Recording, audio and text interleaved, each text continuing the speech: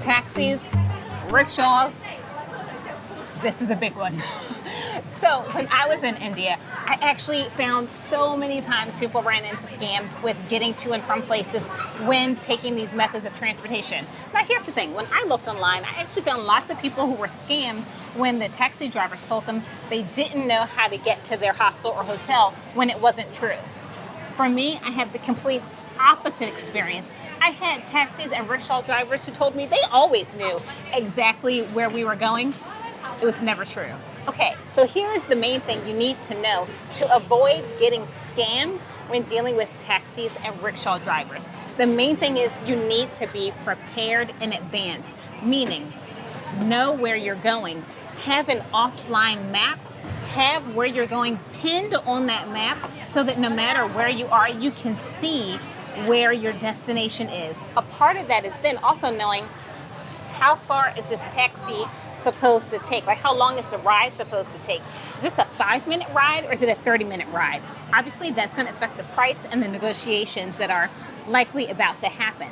So with me, like I said, the taxi drivers never knew I was going. When I would ask, hey, do you know where this hostel is? Do you know where this hotel is? They always said, oh, yeah, definitely.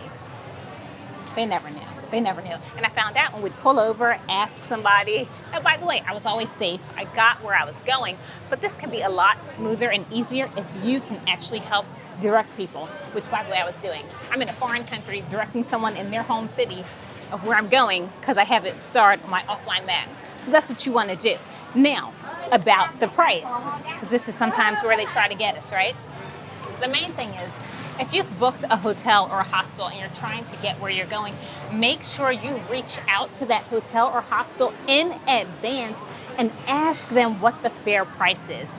It's common. These people work in hospitality. They know they're dealing with travelers all the time. So they're the perfect people to help make sure you are fully prepared and don't get scammed. Sounds simple, right? It's definitely not always that simple. So sometimes if you're arriving early in the morning or late at night, these drivers know that you're vulnerable. We talked about vulnerability. They know that you're vulnerable, so sometimes the negotiations can be tough. In that situation, sometimes you're going to wind up paying a little bit extra. But if you can relax, don't rush the process, just work with these cab drivers. Make sure they know you know what the right price should be. So even if you arrive at 4 in the morning, 5 in the morning, try to get that price knowing in advance how far it is. Because by the way, I've had cab drivers where they're like, oh no, it's so far. It's 5 minutes away. By the way, I've also had the reverse where I'm like, dude, it's 5 minutes away. And then I was wrong. Okay, so sometimes do your research properly. Don't be like me, who at that point, I didn't really know. I thought I knew, but I was wrong. Okay, so you want to have the information in advance so that when you're negotiating, you're prepared and everything is great. So, take your rickshaws and taxis with confidence. Also, when you're in India, remember, major cities like Delhi, Mumbai, Bangalore, even Kochi and Kerala, they have Uber. So you can make it really easy on yourself by taking one of those modes of transportation as long as you have Wi-Fi or data. But if you don't have data, just make sure you've downloaded an offline map in advance and you're prepared. Okay?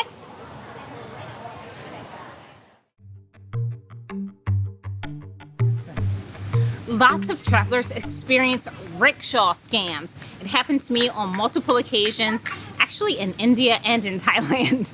It's really pretty common. So here's the thing to remember. Sometimes when you're negotiating the price for a rickshaw, people will offer you to take you to a store in exchange for a discount. Now, I've had 2 different ways that this usually plays out.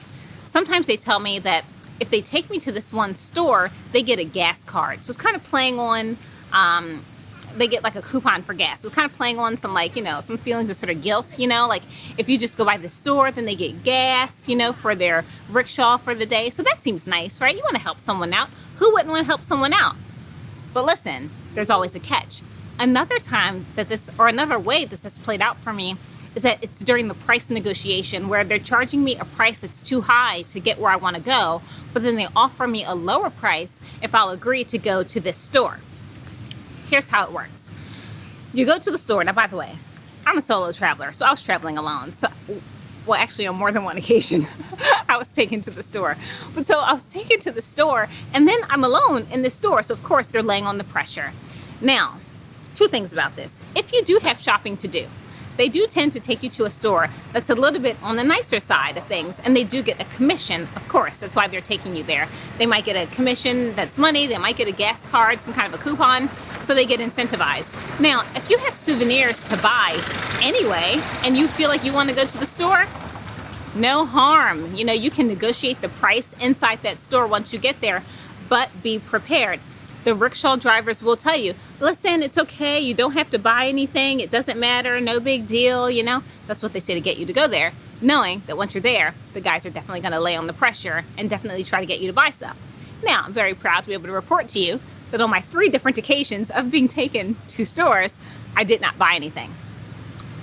But it was really an awkward situation, and one time, only once though, the rickshaw driver got angry with me for not buying anything, and that was actually in Thailand, not in India. In India, the drivers really didn't seem to care that I didn't buy anything. I told them in advance, you can take me there, but I'm not going to buy anything. I'm sure they were hoping it wasn't true, but it was true. I was true to my word.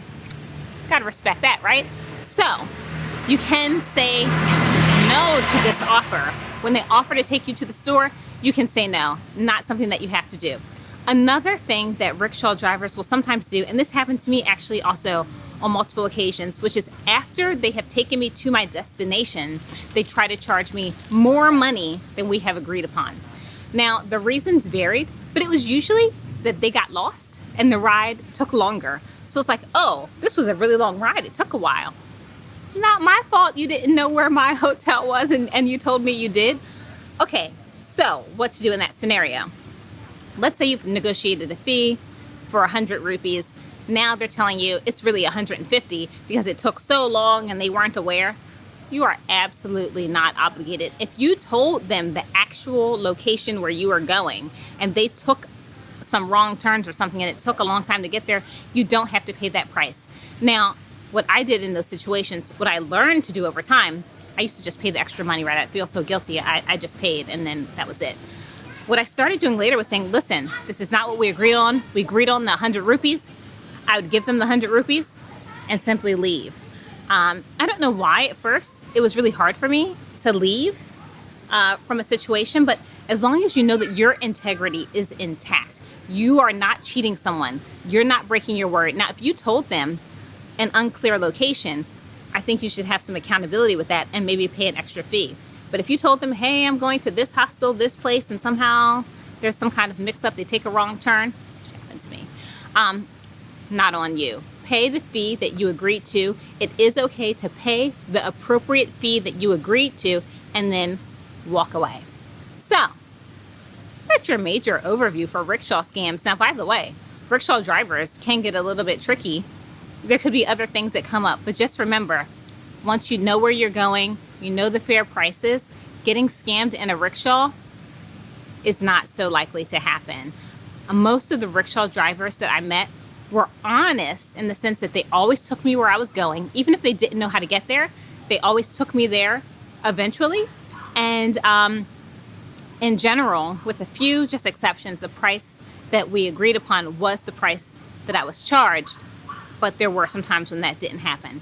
So, that's it for your rickshaws. And by the way, rickshaws are so much fun. So if you do go to India, I just love riding around the rickshaw sometimes. Sometimes they really speed, which I kind of like, because it's kind of like a little adventure. So go off and enjoy.